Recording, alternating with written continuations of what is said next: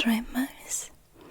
Hello to you, and you, and you, and you, and you,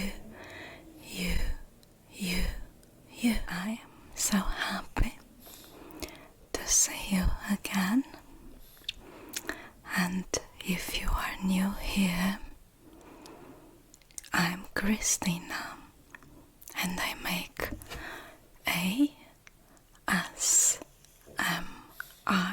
videos. I have to start by letting you know that I have made a little change to my schedule. Up to now, I used to upload 2 true crime episodes a week, one on Tuesday for Tuesday's Wine and Crime playlist, and one on Sunday for True Crime Sunday.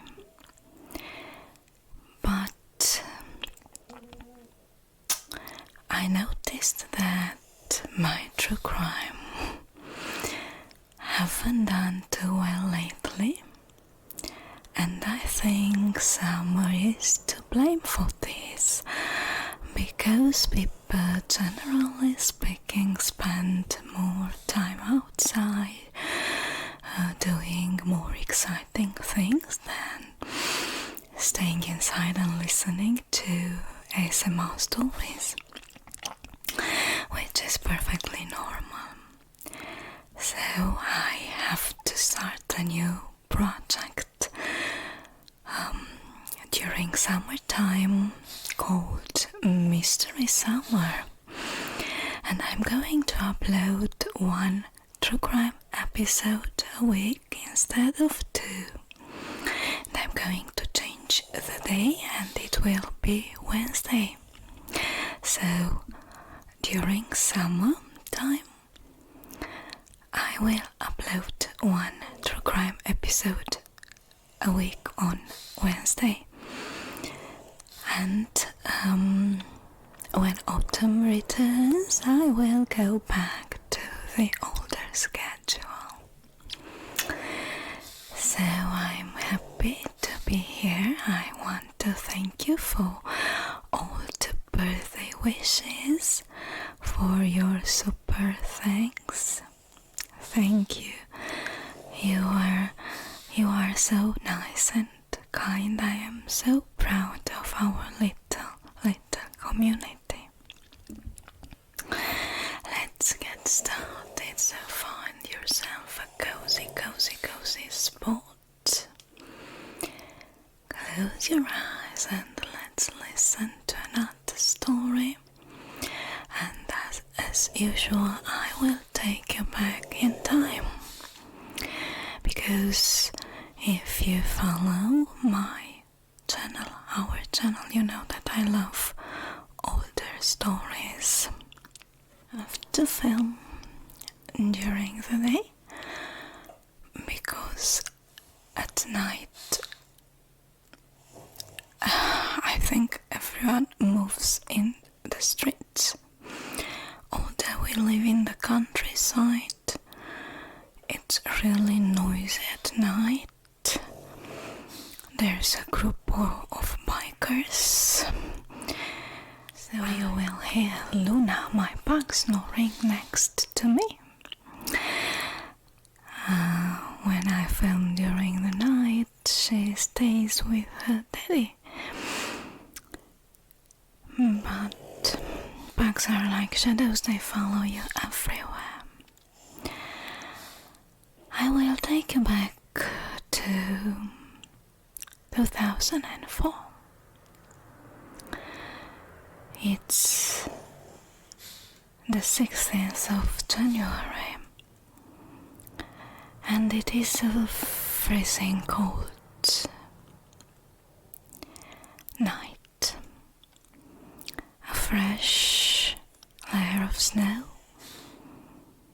has just covered the ground and temperatures are below 0.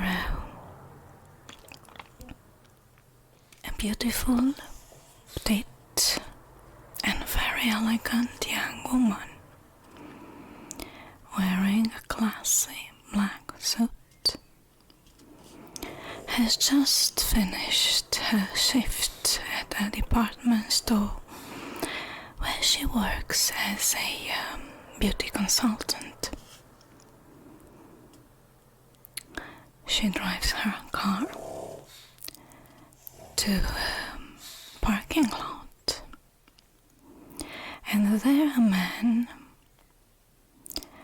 in a car is waiting for her.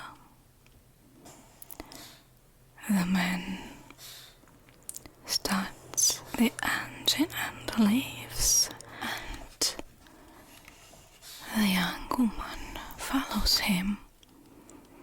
They stopped in front of a motel, a cheap one where a room is $20 a night.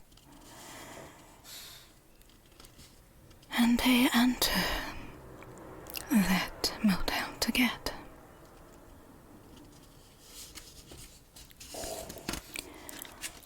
The next morning, it was January 16th, 2004. Two workers noticed a Land Cruiser half submerged in a creek with its engine still running. At first they didn't think too much about it, but then they came closer. It looked like the car skidded on ice and just plunged down into the creek. They thought it was an accident, and they decided to go closer. When they got closer, they could see inside the car the blood-covered body of a tiny, tiny woman with long dark hair. And they realized that this might not be an accident, so they called the police. The police arrived and they could immediately notice that it wasn't an accident. They could find out that the truck belonged to Dr. Jonathan Nyce and his beautiful Filipino wife named Michelle. One of the detectives recognized her as being Michelle, the doctor's wife, behind the wheel on the driver's seat. Everything was wrong at the scene. There were footprints in the snow that led from the car up to the street. Moreover, the lady was too tiny, too short to reach the pedals. The driver's seat was pushed back too far. Next to her there was a suitcase full of women's clothes and a pair of shoes. The lady was barefoot.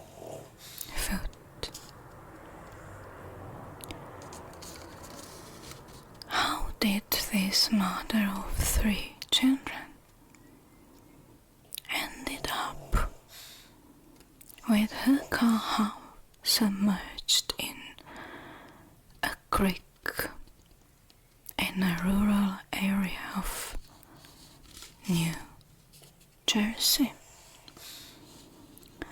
The injury of her head seemed to be extremely severe, too severe to have been caused by a car accident, so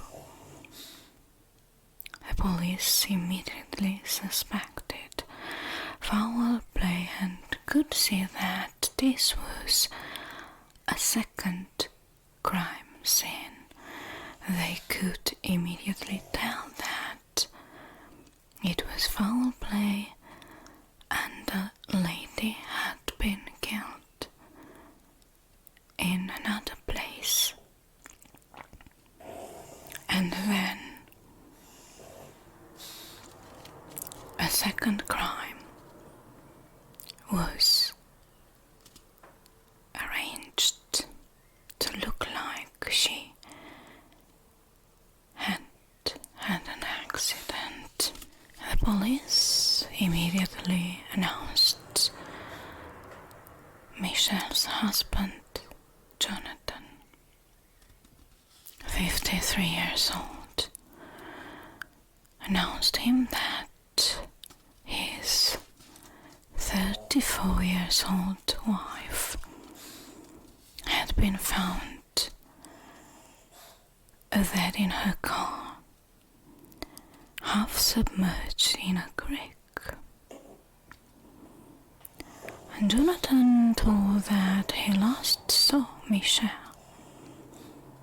night before, about 4 p.m, when she was getting ready to go to work at a department store where she worked as a beauty consultant.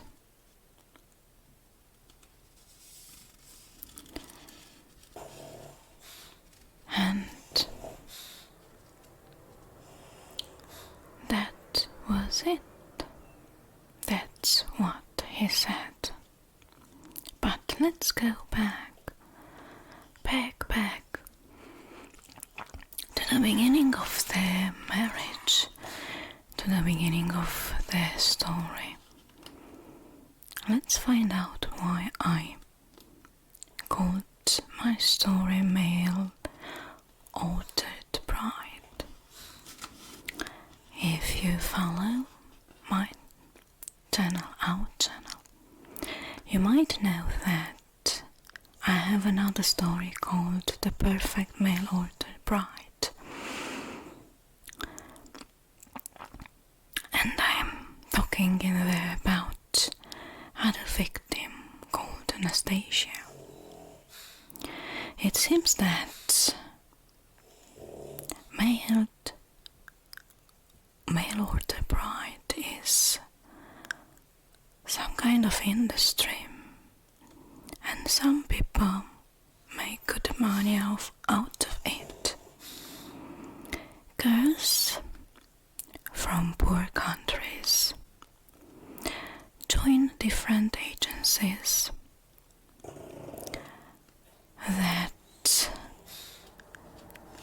advertise them, to say so,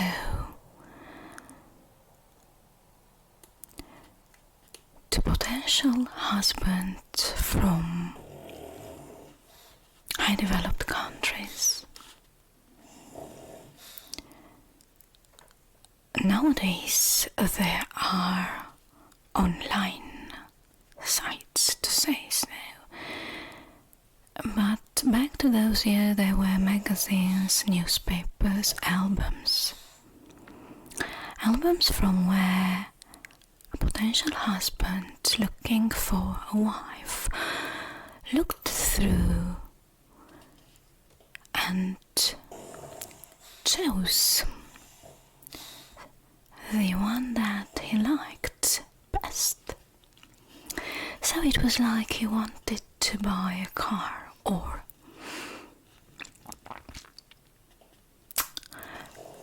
a toy or any sort of item, how you dress, an agency. They send you a magazine or an album. You just go through the pages of that album and choose a girl. And then you, as a husband, a future husband, start communicating to that girl. I don't think it's nothing wrong in wanting to marry someone abroad, as long as you are sincere and you don't lie. And sometimes still most of these girls become victims, because there are cultural differences. Sometimes the girls don't even speak the language of their future husband, and they find themselves alone in a foreign country, without friends, without family, married to a stranger that they need to discover and learn to love. When these persons lie about themselves, it's even more complicated. And they find themselves caught in a web of lies that gets bigger and bigger. I say again, I don't think it's wrong to find someone to marry, to want to have a family. But still, most of these girls see in a marriage some sort of escape, of a way out of poverty. And those who marry them, the future husbands, know that they are not loved, and they offer their future brides a way out. Or at least I think they know. Maybe in the happiest cases, these couples find love, fall in love with each other, and they have a happy life. But I know so many cases when the women end up as victims that I don't know what to say any longer. Okay, let's go back to our couple. Jonathan, the doctor, was one of those men who wanted to find a woman to marry. And Michelle, his wife, was one of those girls who advertised herself, or she was advertised as a potential bride for an American man. Michelle Rivera was born in Philippines in November 1969. She was poor, very poor, but she was smart, hardworking, and very ambitious. She wanted to study. She really wanted to study, but her parents couldn't afford her while she was a student, so she had to give up on her dreams. She came from a family of 7 children. She grew up helping her family, cleaning the house, cooking, taking care of her brothers and sisters. When she was still a teenager, in the late 1980s, she joined a PayPal agency. They were called like so. And those PayPal agencies facilitated the communication, to say so, between young women from Philippines to rich men from America. So she and Jonathan, she was 20 and he was 40, started writing each other, and they had been writing to each other for a year. And he sent her a picture and described himself as a successful professor. The picture was really nice. The picture showed a tall, blonde-haired, very fit, athletic young man with a brilliant future ahead.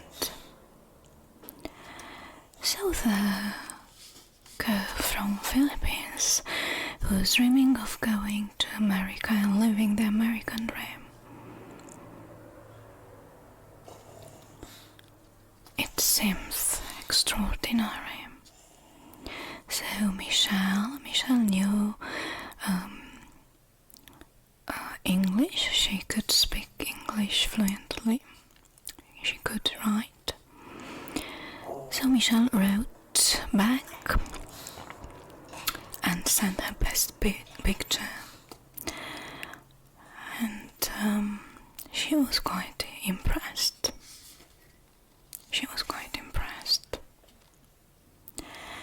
In 1999, Jonathan traveled to Philippines. And they met at a hotel. She was accompanied by her father. She wasn't so sure any longer that she wanted this. She was really anxious, but father encouraged her. And when she finally met Jonathan, she had a shock. It wasn't the young, handsome man from the picture. So he tricked her and sent an older picture of him. She didn't like him at all. She didn't feel attracted to him. But her father encouraged her to give him a chance to get to know each other better, and she started to like him. She was kind, extremely generous. He showered her family with gifts. He was really to them with money. He paid for everything, and they really liked him. And they assumed that Michelle would have a wonderful life. So, a week later, after his arrival, they got married in Philippines. Another thing is that Jonathan lied about another important thing, and that was his age. He forged his birth certificate and became, at least on paper, 9 years younger. And Michelle will discover that his husband is 9 years older, many years later. So I told you there's nothing wrong in wanting to marry someone from another country. At least as long as you are sincere and open-hearted. But when you start lying, it's really difficult to build something strong based on a web of lies. Jonathan was remembered by his high school fellows as being a tall, thin, skinny, blonde-haired young man, extremely intelligent and quiet. He loved science and he loved writing poetry. He was shy and very kind and generous. He often helped his friends. He was some kind of tutor to them. And he also played in the basketball team. But instead of being really handsome and super smart, he didn't have too many girlfriends because he was really shy, maybe. He had only a small group of friends. In 1968, he went to the Temple University in Philadelphia and he earned his bachelor degree in 1976. And then 2 years later he got a master degree and finally a doctor degree. He was 39 and working as a professor at the North Carolina College. A friend of him showed him a picture of a Filipino girl, a very beautiful one. She was still a teenager. The girl was advertising in a newspaper for a pen pal. She really liked the girl and wrote to her. And as I have told you, they started writing each other.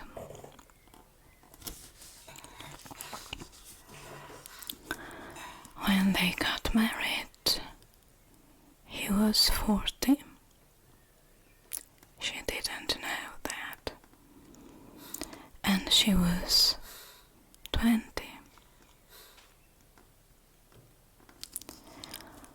They got married. He returned to America. And Michelle remained in Philippines to wait for her visa. She followed him after 6 months.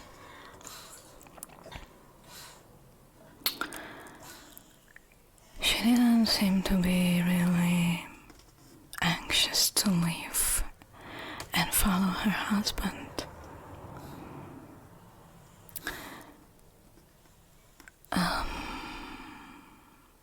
Once again, very strange is that Jonathan had never told his family or his friends that he got married. He went to Philippines, got married, returned to America without saying anything to anyone, as if nothing had happened.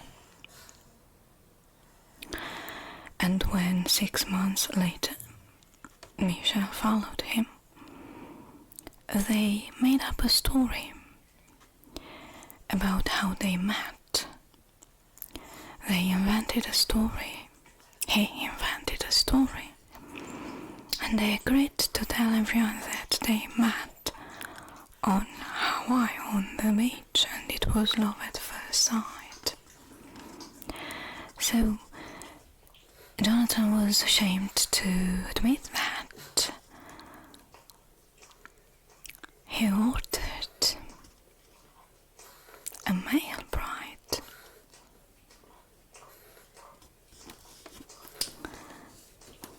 Another lie. But they really seem to have a dreamlike life. He became a rich businessman. She became the perfect housewife. They had 3 children together. They seem to be the perfect couple. A bright scientist and doctor, and his exotic, beautiful wife, the perfect children. He became a successful researcher, and he also ran a successful company. They lived in a luxurious house in Hopewell with their 3 children. He was an asthma sufferer, and he discovered some sort of medicine to help asthma sufferers, and the medicine was really successful. So from the outside, if you look inside in the family life as an outsider, you could see a perfect family, loving each other, having the perfect life, perfect mansion. But of course, there were problems. As I have told you, these girls marry really young and find each other and find themselves in a foreign country without any friends, without anyone. And somehow it's natural that they grow. They become women. Some of them educate themselves, so they cannot remain the teenagers their husband married to. And they do not like, generally speaking, the change, because the more educated they become, the harder, the more difficult it is for them to control them. And Michelle was one of these. The shy romantic doctor was in fact a very controlling man, probably because he was insecure and jealous, because Michelle turned heads everywhere she went. he was in control of everything financially and so on, but Michelle wanted more. She wanted to have her own job, her own money. So she started to work. She started to become more independent. And Luna is snoring, and he really didn't like that. And she started to change, and he started to change, and they started arguing really often because they couldn't recognize each other any longer. She turned into a grown-up woman with different dreams and needs. And he couldn't control her. And of course they started arguing, and the police could also discover that their financial status was not really good, that the doctor had been fired from his successful company he used to run, and that he was at that point a stay-at-home dad, taking care of the children and writing poems for children. There's nothing wrong in that. It's so police came to his house, and Jonathan told them that back in July 2003, a man called him and played him a tape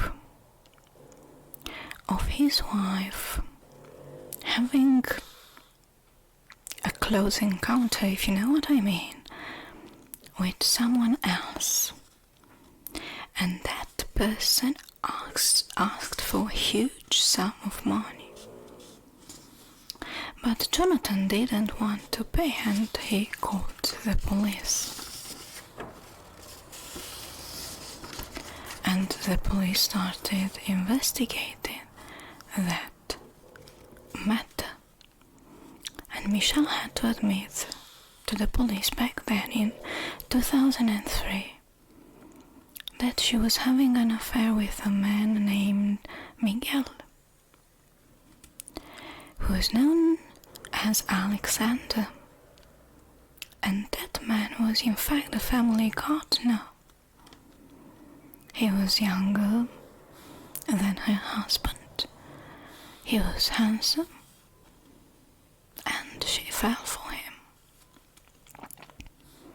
The affair started in October 2002 and ended in July 2003, when he began asking her for money and stalking her. So the police back then called Miguel, and Miguel Alexander denied trying to do something like this, denied that he had ever asked for money from both of them, but he admitted having an affair to Michelle. And in the long run, the judge placed a restraining order on Miguel, so he was not supposed to get close to Michelle for 2 years. But as I have told you at the beginning of the story, on the night leading to her death, Michelle spent half of the night with Miguel at the motel before returning home. Jonathan later on admitted that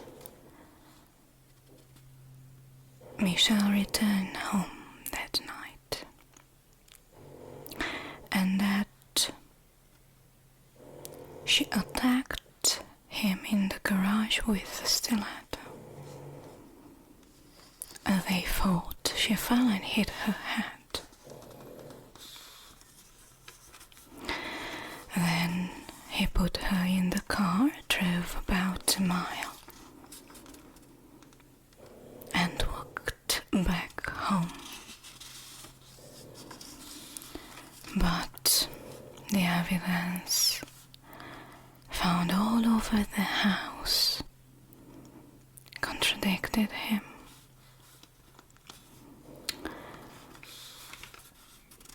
The authorities found cut up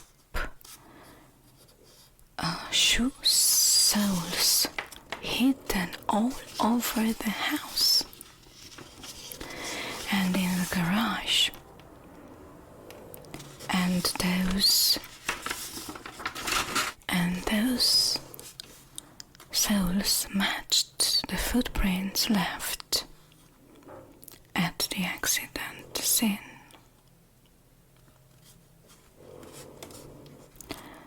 So, in fact, Michelle returned home that night. Jonathan was waiting for her, probably knowing where she was. He confronted her and she put some clothes into a suitcase and told him that she was leaving, and they started to fight. And losing his temper, he hit her with a baseball bat.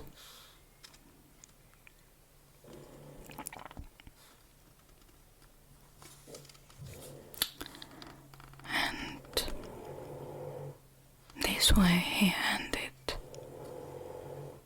his marriage and the life of his wife and mother of his 3 children. It's really hard for me to understand how a man like Jonathan, he was a liar, but a man who was kind and generous, a man who used to help his colleagues, a man who wrote poetry. How he became a murderer.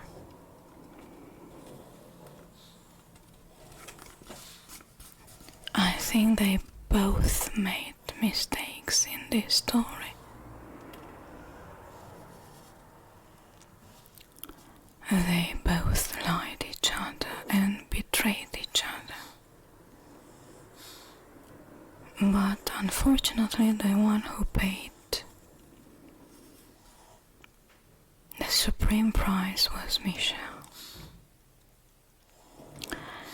In September 2005, Jonathan, 55 years old then, and this is so frustrating, was sentenced to 8 years in prison. And he was released after serving about 5 years. So he killed his wife and served only 5 years for that. He even published a book about his experience in 2012. But there is more. In 2020, he was accused of selling medicine. He claimed that are able to cure cancer in dogs. So he scammed the poor dog owners who were desperate to save their dogs, selling them false medicine, giving them false hopes. So if I had doubts about his guilt, I thought that maybe it was Alexander. I don't know. But reading about the fact that he still continued to lie and scam people even after he had been to prison, made me have no doubts at all. So he faces up to 32 years in prison this time.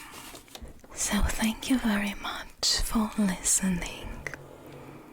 If you enjoyed my story, please don't forget to drop a like, leave a comment. I love reading them, or consider subscribing.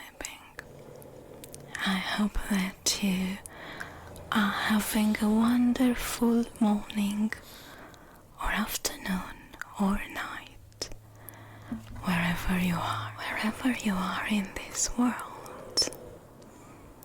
So, till next time, goodbye to you, and you, and you, and you, and baggy kisses from my snoring baby pug Luna. See you next time.